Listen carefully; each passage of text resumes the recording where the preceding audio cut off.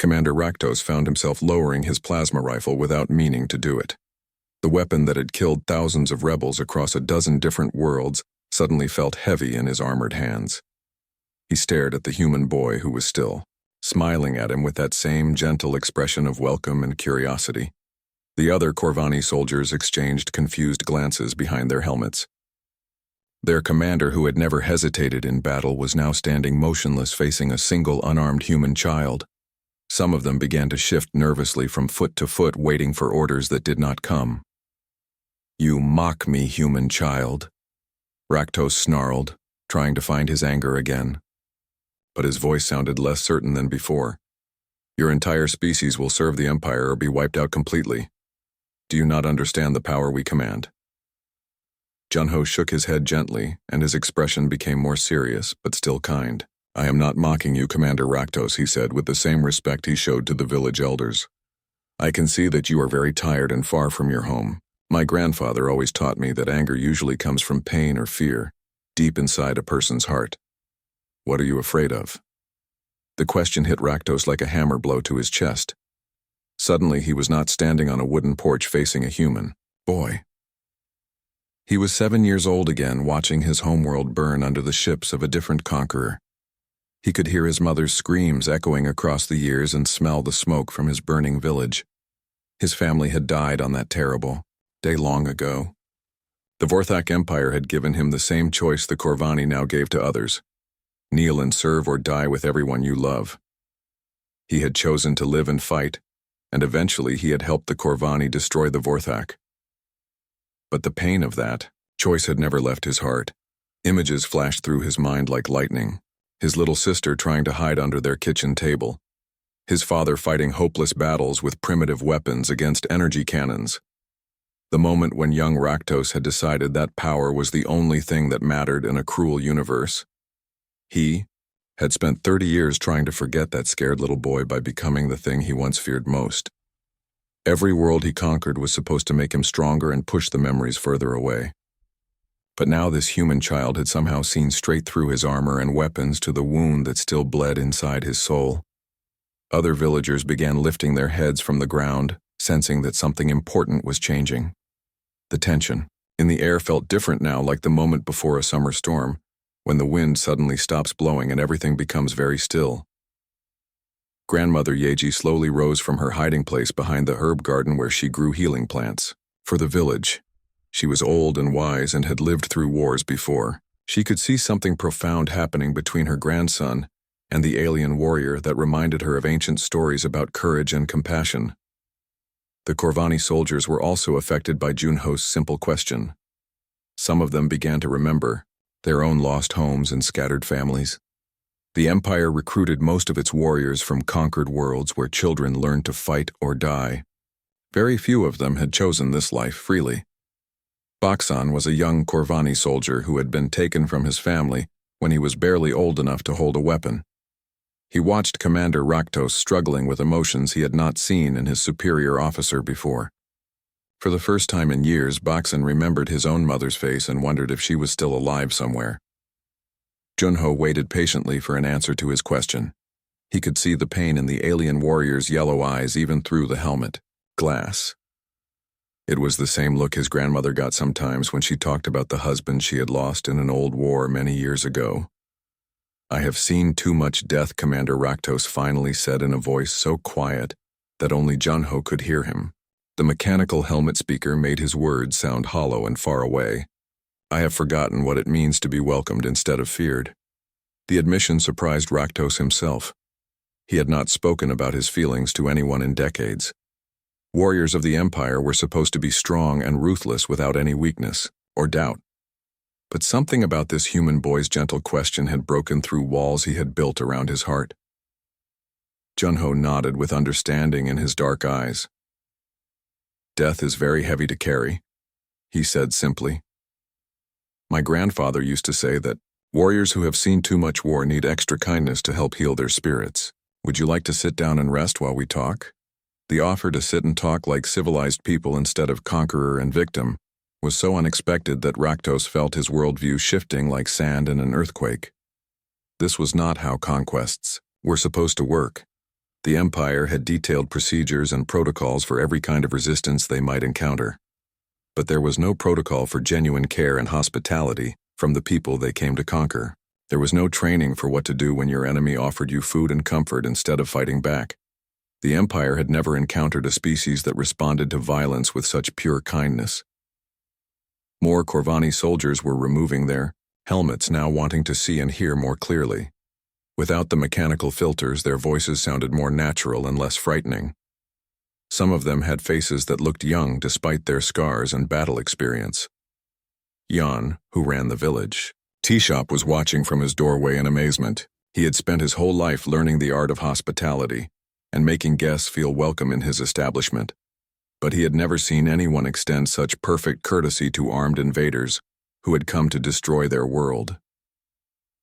The standoff that should have ended in death or surrender had become something entirely different. A conversation between two people who had both seen pain and loss but were choosing different ways to deal with their wounds. One had chosen power and conquest, while the other had chosen kindness and understanding. Raktos looked around at his soldiers and realized they were all waiting to see what he would do next. For the first time in his military career, he was not sure what the right action should be. Every instinct told him to complete the mission and force compliance. But another voice in his heart was asking him to listen to what this wise human child had to offer. Word of the strange standoff in Bekdu village traveled quickly through the Corvani command structure. On board the massive flagship, General Vextar received reports that made him question the competence of his ground forces. His most experienced commander was apparently having an extended conversation with a human child instead of completing the subjugation mission.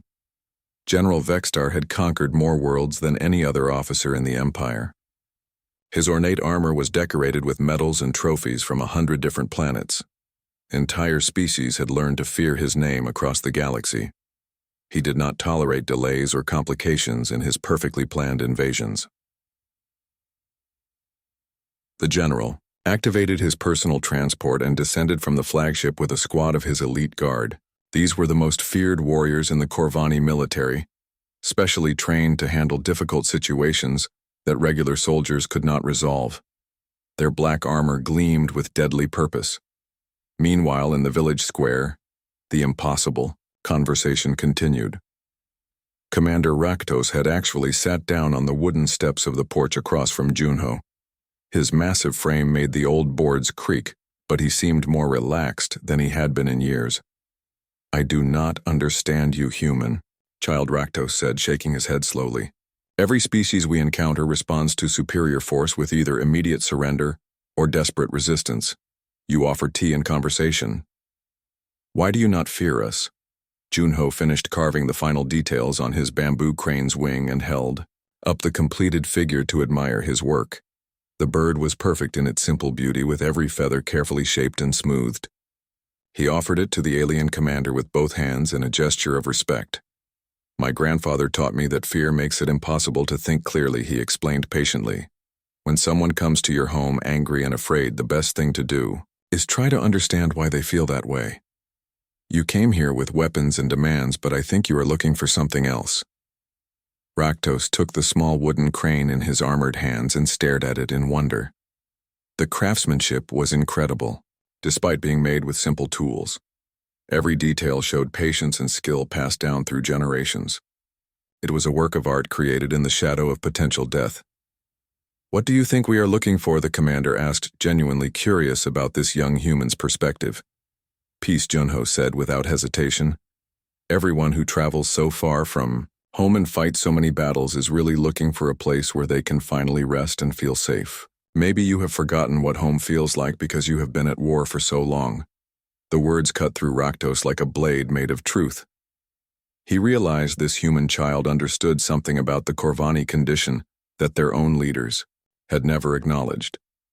They were not conquerors by choice, but refugees running from their own pain and loss.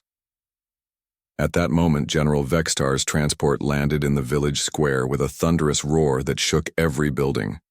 The elite guards marched out in perfect formation, their weapons ready for immediate action. The general himself emerged wearing full ceremonial armor that had witnessed the fall of empires. Villagers who had started to relax during the peaceful conversation threw themselves back down on the ground in terror. Even some of the regular Corvani soldiers stepped back respectfully as their supreme commander approached the porch where his subordinate sat talking with a human boy. "Explain this," Delay Raktos the general demanded in a voice that carried absolute authority. His yellow eyes blazed with fury at the sight of his elite commander sitting casually next to their target, instead of completing the mission. But before Raktos could respond, Junho stood up and bowed politely to the newcomer. The same gentle smile that had disarmed an experienced warrior now turned toward the most powerful military leader in the known galaxy.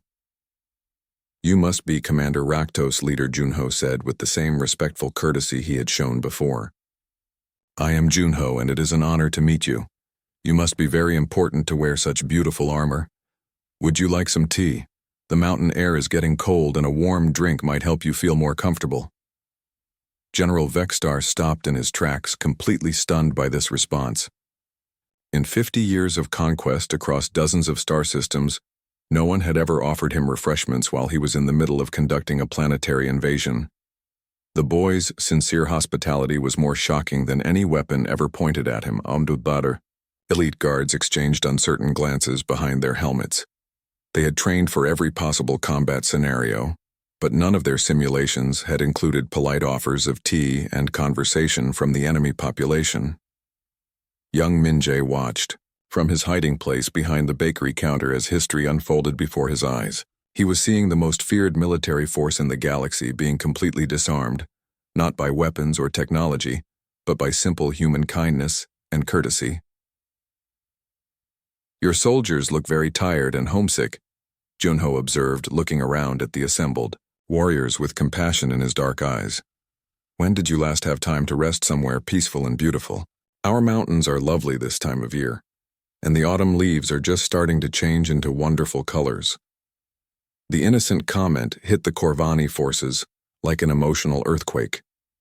Many of them had not seen natural beauty or experienced peace for so long they had almost forgotten such things existed. Their lives had become an endless cycle of war and conquest without time to appreciate simple pleasures. General Vextar found himself looking around the village with new eyes. The morning light filtering through the mountain mist was indeed beautiful. The traditional wooden houses and carefully tended gardens showed a way of life focused on harmony rather than conflict. For a moment he remembered what it felt like to simply exist without constantly preparing for the next battle. Some of the younger Corvani soldiers began removing their helmets completely, wanting to breathe the clean mountain air and see the world without the filter of their military equipment. Their faces showed wonder at the peaceful village that felt so different from the war-torn planets they usually encountered. Grandmother Yeji slowly approached the group carrying a wooden tray with cups of hot tea and small rice cakes. Her movements were careful and respectful but not fearful. She treated the alien warriors like guests who deserved hospitality, regardless of how they had arrived. The sight of an elderly human woman bringing refreshments to the beings who had come to conquer her world created a moment of profound silence. Every Corvani warrior present was forced to confront the gap between their military mission and their deeper needs as living beings who had once known home and family. General Vextar realized that this human child was accomplishing something no warrior or diplomat had ever achieved. He was making the Corvani remember what they had lost in their endless campaigns and question whether conquest was really the path to the peace they secretly craved. General Vextar watched in amazement as his grandmother Yeji served hot tea to Commander Raktos and several other Corvani soldiers. The alien warriors held the small cups carefully in their large armored hands like they were precious treasures. Steam rose from the tea in delicate spirals that reminded them of peaceful mornings they had not experienced in decades. The general had expected to find a battle scene, or at least a proper subjugation ceremony. Instead, he discovered what looked like an outdoor tea party between his invasion force and the local population. It was the most surreal moment in his long military career. "This is not how conquests are supposed to proceed," the general said, but his voice lacked its usual commanding edge. He found himself accepting a cup of tea from the old human woman, who smiled at him with genuine warmth, despite knowing he had come to enslave her people. Junho continued working on a second bamboo crane. Using wood shavings from his first carving, his hands moved with practiced skill while he spoke to the assembled warriors about life in the mountain village. He told them about the seasonal festivals and the way neighbors helped each other during difficult times. We have a harvest celebration every autumn where everyone brings food to share, he explained while carefully shaping the new crane's neck. The children perform traditional dances, and the elders tell stories about our ancestors. It is one of my favorite times of the year because everyone feels connected to each other and to this beautiful land. The simple description of community life touched something deep in the hearts of warriors who had forgotten what it meant to belong somewhere. Many of them came from destroyed worlds and broken families. The Empire had given them purpose and identity, but never the warmth of genuine human connection. Young soldier Baksan found himself thinking about celebrations from his own homeworld before the conquest. His people had gathered under twin moons to sing ancient songs and share fermented fruit that made everyone laugh until dawn. Those memories felt like dreams from another lifetime. "Do you miss your homeworlds?" Commander Raktos asked his superior officer quietly. It was a dangerous question that could be considered treasonous, but the peaceful atmosphere had loosened the rigid military discipline that usually governed their interactions. General Vextar was quiet for a long moment, sipping his tea and watching the mountain mist drift between the wooden houses. The drink was unlike anything served on Corvani warships. It had a subtle flavor that seemed to carry the essence of growing things and changing seasons. "I have not thought about home in many years," he finally admitted. "When you spend decades moving from conquest to conquest, you learn to stop looking backward. But this place reminds me of something I thought was lost forever." The admission created ripples of understanding among the other warriors. They had all made the same choice to focus on the next mission, rather than mourn what they had left behind. It was a survival strategy that had kept them functional as soldiers, but had slowly emptied their souls. Junho looked up from his carving and studied the alien general's face with those same dark eyes that seemed to see straight through armor and defenses to the person underneath. "What would happen if you decided not to conquer our world?" he asked with genuine curiosity. "Would your empire let you choose a different path?" The question struck at the heart of every Corvani warrior's deepest fear. They were all trapped in a system that demanded constant expansion and conquest. Failure or refusal to complete missions meant execution or exile to the dead spaces between stars. None of them had ever seriously considered alternatives. But as General Vextar looked around at his soldiers drinking tea and listening to stories about harvest festivals, he began to wonder if there might be another way. What if instead of taking this world by force, they tried to build something different? What if they asked to stay as guests rather than conquerors? "The Empire would not understand such a choice," he said slowly. "We have protocols and expectations that must be fulfilled. Entire star systems depend on our success in bringing new resources and populations under central control." Junho nodded thoughtfully and continued his careful carving. "Sometimes the hardest choice is the one that helps you become who you really want to be instead of who others expect you to be," he said with wisdom that seemed far beyond his 15 years. "My grandfather used to say that courage is not about fighting, but about choosing love over fear even when it costs everything." The words hung in the mountain air like a challenge that could not be ignored. Every Corvani warrior present had to decide what kind of person they wanted to be. They could complete their mission and add another conquered world to the Empire's collection, or they could try something that had never been attempted before. Mina, who had been quietly listening to the entire conversation, finally stepped out from behind her brother. She was still scared of the alien warriors, but she could see that something important was happening. Her voice was small but clear when she spoke. "You could stay here and help us instead of hurting us," she said, looking directly at General Vextar with brave young eyes. "We have lots of work that needs strong people. The mountain roads need repair and the bridges need rebuilding after the last storm. You could be our friends instead of our masters." The simple offer from a 12-year-old girl to turn invaders into neighbors and helpers created a moment of profound silence. It crystallized everything that Junho had been saying about choosing kindness over force and cooperation over conquest. Some of the younger Corvani soldiers began removing their weapons entirely and setting them aside. The plasma rifles and energy cannons that had been symbols of their power now seemed heavy and unnecessary burdens. They wanted to use their hands for building rather than destroying. General Vextar felt the weight of command pressing down on him like a mountain. He had the authority to make decisions that would affect not only this small human village, but the entire future relationship between their species. The choice he made in the next few moments would echo across the galaxy for generations to come. The old patterns of conquest suddenly seemed hollow and pointless compared to the possibility of genuine friendship and mutual respect that this human boy had shown them. But breaking away from the Empire would mean war with their own people and uncertain survival in a hostile universe. As he struggled with the decision, Junho finished his second bamboo crane and offered it to Mina with a gentle smile. "See, sister," he said softly. "Beautiful things can be created even in difficult times. Sometimes all it takes is someone willing to choose hope over fear and trust over suspicion." Commander Raktos stood frozen on the wooden porch staring down at the human boy who had just offered him a place to rest. His plasma rifle hummed with deadly energy, but his finger had stopped moving toward the trigger. In 30 years of war, across dozens of worlds, he had never encountered anything like this. The boy called Junho kept working on his bamboo carving as if a 7-foot-tall alien warrior was not standing over him with a weapon. His hands moved with steady skill cutting small pieces of wood away from the crane. Each cut was careful and precise like his grandfather had taught him. Raktos tried to remember his training about dealing with human resistance. The Empire had studied this species for months before the invasion. They knew humans would either fight back with weapons or beg for mercy or try to run away. But none of their reports had mentioned anything about hospitality and kindness. The other Corvani soldiers in the square were watching their commander and waiting for orders. They could see that something unusual was happening, but they did not understand what.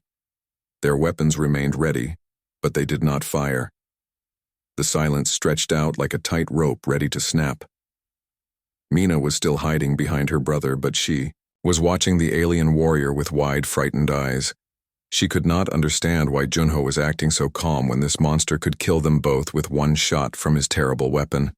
"Brother, please," she whispered so quietly that only Junho could hear her. "We need to run away right now before he hurts us." But Junho just smiled at his sister and kept carving. He was almost finished with the crane's left wing and wanted to get the feathers just right.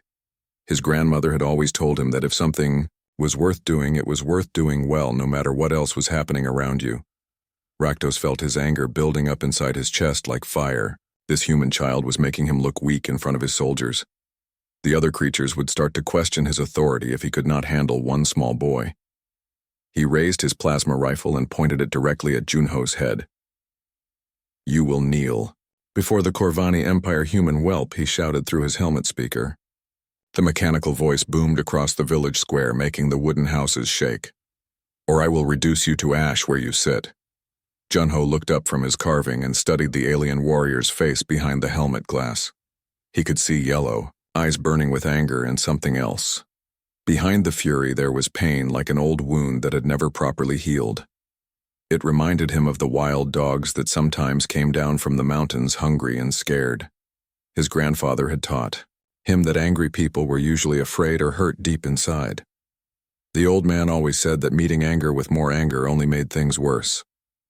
But meeting anger with understanding sometimes worked miracles. "My name is Junho," he said again in the same gentle voice. "What is your name?" The simple question caught Raktos completely off guard.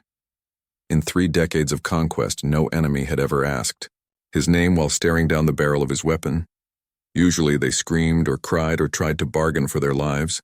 This child's calm confidence was deeply unsettling. Other Corvani soldiers began moving closer to see what was happening. They formed a loose circle around the porch but kept their weapons lowered. Something about this scene felt different from their usual conquests. There was no screaming or running or desperate fighting. Just a boy and a warrior talking like neighbors meeting for the first time. Suna, who lived in the house next door, was watching from her window. She was the same age as Junho and had been friends with him since they were small children. She had never seen him show fear of anything, not even when they got lost in the mountain forest last winter, and had to spend the night in a cave with wolves howling outside. Deho. The village's best hunter was lying face down in the dirt near the market stalls. He had killed bears and wild boars with just a knife, but now he was trembling like a child. He could not understand how Junho could sit there so calmly when these alien monsters had weapons that could destroy their entire village. Raktos felt his certainty beginning to crack like ice on a warm spring day. The boy was not showing any of the fear or desperation he expected. Instead, there was genuine curiosity in his dark eyes, as if he really wanted to know about the alien warrior as a person rather than just an enemy. "I am Commander Raktos of the 47th Assault Legion," Raktos finally answered. His pride as a warrior demanded that he respond, even though every instinct told him this conversation was becoming dangerous. "Now kneel before the Empire or watch your sister die first." Instead of terror or immediate surrender, Junho's smile grew, even wider and warmer. He carefully set down his knife and his half-finished crane on the wooden boards beside him. Then he stood up slowly and brushed the wood shavings from his simple clothes. The movement caused several Corvani soldiers to raise their weapons, but Junho made no aggressive moves at all. Instead, he bowed politely in the traditional Korean way that his grandmother had taught him, for greeting honored guests and respected elders. "It is very nice to meet you, Commander Raktos," he said with sincere warmth in his voice. "You have traveled such a long way through the stars to visit our little village. That must have been a difficult journey. Are you hungry? My grandmother makes the most delicious rice cakes in all the mountains, and we have fresh spring water that comes down from the high peaks." The offer of food and drink, spoken with such genuine care and hospitality, stunned every Corvani warrior present. They had conquered species that fought with desperate savagery, and others that wept and begged for mercy. Some accepted their fate with resigned silence, and others tried to negotiate with promises of wealth or resources. But never in the history of the Corvani Empire had anyone offered them a home-cooked meal while facing execution. The simple human gesture of hospitality toward strangers cut through their military training and touched something deep in their alien hearts that they had almost forgotten existed. Young Minjae, who worked in his family bakery, was hiding behind a stack of flour bags watching the incredible scene unfold. He was studying to be a poet someday, and he knew he was witnessing something that would be remembered and told in stories for generations to come. A human boy was treating the most feared warriors in the galaxy like welcome guests rather than conquerors. The morning sun was just climbing over the green mountains when the sky turned black above Baekdu village. Junho looked up from his wooden carving and saw something that made his heart skip a beat. Massive ships were floating in the air like dark clouds blocking out all the light. Junho was 15 years old and lived with his little sister Mina and their grandmother Yeji in a small house near the edge of the village. He had been sitting on the old wooden porch since sunrise, working on a bamboo crane with his grandfather's pocket knife. The knife was old and worn, but it cut the wood perfectly. All around the village, people started screaming and running in different directions. Some mothers grabbed their children and ran toward the mountains. Others fell to their knees in the village square and started praying to any god who might listen. The village dogs barked wildly and ran in circles, not knowing what to do. But Junho just sat there on the porch and kept carving his bamboo. He had heard stories from his grandmother about strange visitors from the stars. She always said that fear never helped anyone think clearly, so he decided to wait and see what would happen next. Mina came running out of the house with tears in her eyes. She was only 12 years old and very scared. She grabbed onto Junho's arm and tried to pull him inside the house. Her hands were shaking as she pointed at the giant ships in the sky. "Brother, we need to hide right now," she said with her voice trembling like a leaf in the wind. "Grandmother Yeji is already packing our things, so we can run to the cave in the mountain." Junho looked at his little sister with kind eyes and patted her hand gently. He could feel how scared she was, but he also felt something else. Deep inside his chest, he felt calm like the still water in the village pond. Something told him that running away would not help them today. "Do not worry, Mina," he said softly while still working on his carving. "Sometimes when strangers come to visit, it is better to stay and greet them properly. Maybe they are lost, and need directions. The giant ship started to land in the fields around the village. They made no sound at all, which was very strange. Most of the villagers had never seen anything like these ships before. They were made of some kind of dark metal that seemed to drink up the sunlight. Large doors opened on the sides of the ships, and strange creatures started walking out. They were much taller than any human and walked on two legs like people do. But their skin looked like lizard scales, and their eyes glowed yellow like lamps in the dark. They wore heavy armor and carried weapons that hummed with blue light. The creatures formed perfect lines and marched toward the village center. Their feet made heavy sounds on the ground like thunder. Each step was exactly the same as the one before. They moved like a machine with many parts all working together. Front of them walked one creature who was bigger than all the rest. His armor was covered with strange symbols and marks. He had scars all over his face and arms that told stories of many battles. His yellow eyes looked around the village like he was counting everything he saw. This creature stopped in the middle of the village square and lifted a device to his mouth. When he spoke, his voice came out loud enough for everyone to hear. The words sounded strange at first, but then somehow everyone could understand what he was saying. "People of this world," he said in a voice like grinding stone, "we are the Corvani Empire. We have come to claim your planet for our great civilization. You will kneel before us and accept your new place as servants of the Empire. Those who resist will be destroyed completely." Most of the villagers who had not already run away threw themselves down on the ground immediately. They pressed their faces into the dirt and did not dare to look up. Even old Hakim, who had been the village leader for 20 years, was lying flat on his belly with his arms spread wide. But Junho kept sitting on his porch carving the bamboo crane. The wood was starting to take a beautiful shape under his careful knife work. He could see the wings and the long neck forming just like his grandfather had taught him years ago. The big creature in the fancy armor noticed that one human was not kneeling like the others. He turned his glowing yellow eyes toward the small house where Junho sat peacefully working on his art. His mandibles clicked together, making an angry sound. "Commander Raktos," he said to one of the other creatures, "deal with that defiant human child. Make an example that the others will remember." Commander Raktos was almost as big as his leader, but his armor was more simple. His scales were darker, and he had even more scars covering his arms and face. He had been fighting in wars for the Corvani Empire for over 30 years. He had seen 1,000 worlds surrender and 1,000 species bow before their power.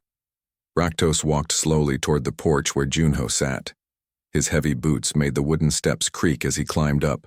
His plasma rifle was charged and ready to fire. The weapon could turn a human into ash in less than 1 second. When Raktos reached the porch, he stood over Junho like a mountain of armor and weapons. His shadow fell across the boy and the wooden boards, but Junho did not look up from his carving right away. He was working on a very delicate part of the crane's wing. Finally, Junho finished that section and looked up at the towering alien warrior standing above him. Instead of fear or anger on his face, there was only curiosity and something else. There was kindness in his dark eyes, like he was looking at an interesting visitor who had come a very long way to see their village. Junho smiled a gentle smile and tilted his head slightly to one side. It was the same smile he gave to his grandmother when she told him stories. It was the same smile he gave to lost travelers who asked for directions to the next town. "Hello," he said in a clear voice that carried across the silent village square. "My name is Junho. You must be very tired after traveling so far through space. Would you like to sit down and rest for a while?" The simple greeting and offer of hospitality hit Commander Raktos like a physical blow to his chest. In all his years of conquest, no human had ever welcomed him as a guest while he was pointing a weapon at them. The peaceful moment in the village square was interrupted by the arrival of more Corvani ships from the orbital fleet. General Vexstar received an urgent communication from the Imperial High Command, demanding immediate status reports on the conquest. Progress. The Empire expected complete planetary submission within standard time parameters. Standing orders were clear and brutal. Any delay in conquest operations would result in orbital bombardment followed by ground sterilization protocols. Entire worlds had been reduced to lifeless rocks when local commanders failed to meet efficiency requirements. The Empire valued speed and decisive action above all other considerations. General Vextar looked at his communication device displaying angry messages from his superiors, and then looked at the human boy who had somehow changed everything with simple kindness. The contrast between the Empire's demands and Junho's gentle wisdom created a moment of perfect clarity about what really mattered in life. "I must make a choice now," the general said to Junho and the assembled villagers. "My leaders expect me to complete the conquest immediately, or they will destroy your entire world from orbit. There is no middle ground in imperial policy when it comes to resistance or delays." The villagers who had been relaxing during the peaceful tea ceremony suddenly realized how much danger they were still facing. Some began to move toward their homes to gather belongings for evacuation. Others fell to their knees again, hoping that surrender might still save their lives.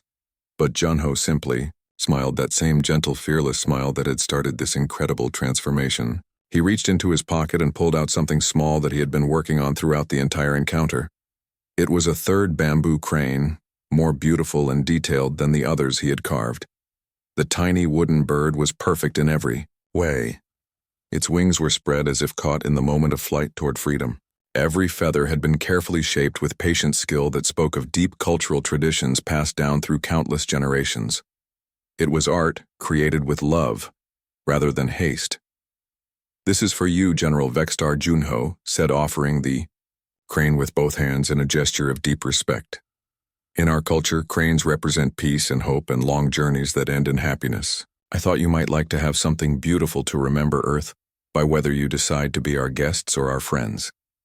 The gesture was so pure and completely without calculation or fear that it shattered something fundamental in General Vextar's understanding of how the universe worked. Here stood a human child offering a handmade gift to the being who held his entire species' fate in armored claws. The crane represented hours of patient work done while facing possible death.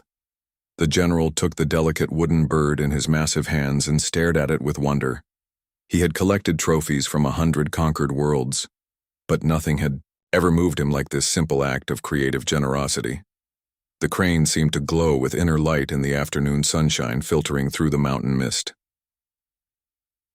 Around the village square, Corvani soldiers began removing their helmets completely and setting down their weapons. Without the mechanical filters of their military equipment, their voices sounded more natural and less threatening. Some of them had tears in their yellow eyes as they remembered what it felt like to receive gifts instead of taking everything by force. "You could have run away, or tried to fight us," Vextar said quietly to Junho. "Instead, you chose to welcome us, like honored guests. Why would you show such kindness to strangers who came to destroy your world? Because kindness is stronger than fear." Junho replied with the same gentle confidence he had shown throughout the entire encounter. "My grandfather taught me that every person carries both light and darkness inside their heart. When you choose to see the light in others, they often choose to let it shine brighter." The simple wisdom contained in those words created a moment of profound transformation for every Corvani warrior present. They realized they had been living in the darkness of conquest and violence for so long they had forgotten about the light that still existed inside their own hearts. Commander Raktos stood up from the porch steps and made a decision that would change galactic history. He activated his communication device and sent a message directly to the Imperial fleet overhead. His voice was steady and clear as he transmitted words that had never been spoken by a Corvani officer. "This is Commander Raktos of the 47th Assault Legion," he announced to his superiors. "I am formally requesting permission to establish peaceful diplomatic relations with the human population, instead of proceeding with standard conquest protocols. These people have shown us a better way to exist in the universe."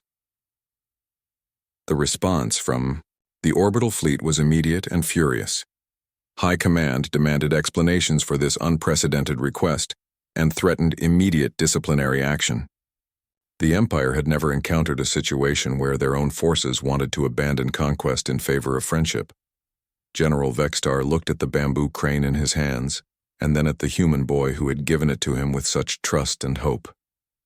He thought about all the worlds he had conquered and all the civilizations he had helped destroy. For the first time in decades, he asked himself what kind of legacy he wanted to leave behind. The general activated his own communication system and transmitted orders that shocked every Corvani ship in the fleet. All forces were to stand down immediately and assume defensive positions only. No weapons were to be fired at the planet's surface under any circumstances. Diplomatic negotiations would begin immediately with local human representatives. The commands created chaos in the orbital fleet as junior officers tried to understand what was happening. Some ship captains demanded confirmation of orders while others prepared to report treasonous behavior to Imperial headquarters. The entire invasion force was suddenly divided between loyalty to the Empire and loyalty to their field commanders. Young Minjae, who had been watching everything from his hiding place, finally stepped out into the open square. He approached one of the younger Corvani soldiers who had removed all his armor and weapons. The alien warrior looked almost human, without his military equipment, just tired and far from home. "What is your name?" Minjae asked, with the same fearless curiosity that Junho had shown. "I am called Baksan," the young soldier replied in accented but understandable Korean. "I have not spoken my real name aloud in many years." "Thank you for asking." The simple exchange between a human baker and an alien warrior represented the first step toward genuine friendship between their species. Other villagers began emerging from their hiding places and approaching the Corvani, soldiers with offers of food, shelter, and conversation. Grandmother Yeji brought out more tea and rice cakes while village children gathered around to stare in wonder at their strange new visitors. The aliens who had arrived as conquerors were slowly transforming into guests who needed care and understanding after years of wandering through space. General Vextar made one final transmission to the Imperial fleet overhead. He formally resigned his commission and declared his intention to remain on Earth as an ambassador, working toward peaceful cooperation between humans and Corvani. Any ships that wished to leave were free to return to Imperial space, but those who stayed would help build something entirely new. More than half the invasion fleet chose to remain in Earth orbit not as conquerors, but as refugees seeking a new way of life. The crews included thousands of warriors from dozens of conquered worlds who had never been given the choice to live peacefully before this moment. In the years that followed, Baekdu village became the center of a new kind of galactic civilization built on mutual respect rather than domination. The bamboo crane that Yunho had carved sat in a place of honor aboard what was once General Vextar's flagship, but became an exploration vessel carrying former enemies on joint missions of discovery and friendship. Children from both species learned each other's languages and shared stories about their different worlds. Corvani engineering skills helped rebuild mountain roads, while human agricultural knowledge helped feed populations that had survived on military rations for generations. The galaxy learned that sometimes the greatest victory comes not from forcing others to kneel, but from choosing to stand together with dignity, kindness, and hope. And it all began with a 15-year-old boy who met threats with smiles, weapons with wisdom, and hatred with love so pure it could transform the hearts of warriors who thought they had forgotten how to feel anything but anger.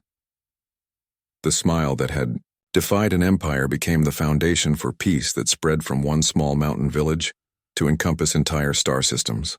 Unho grew up to become Earth's first ambassador to the Corvani Republic, helping former slaves become free citizens of a confederation based on cooperation rather than conquest. Commander Raktos established the first integrated military academy, where humans and aliens learned to explore the universe together instead of fighting over it. Young soldiers from both species studied the art of building rather than destroying, and protecting rather than conquering. And in the quiet moments between diplomatic meetings and exploration missions, Junho would sit on his old wooden porch carving bamboo cranes for children who had never known war. Each bird carried the same message that had changed everything that day when kindness proved stronger than the mightiest weapon.